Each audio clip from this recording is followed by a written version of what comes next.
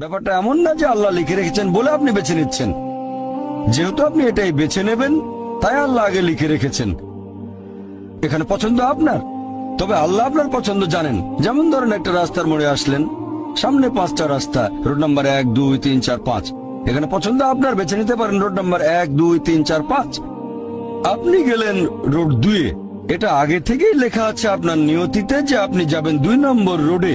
ব্যাপারটা এমন না যে আল্লাহ লিখেছেন বলে আপনি করছেন। যেহেতু আপনি এটাই বেছে নেবেন, তাই আল্লাহ আগে লিখে রেখেছেন। তাহলে পছন্দ আপনার। আপনি চাইলে টাকা উপার্জন করতে পারেন ভালো কাজের মাধ্যমে, হালাল উপায়ে, অথবা পারেন চুরি করে হারাম উপায়ে। পছন্দ আপনার।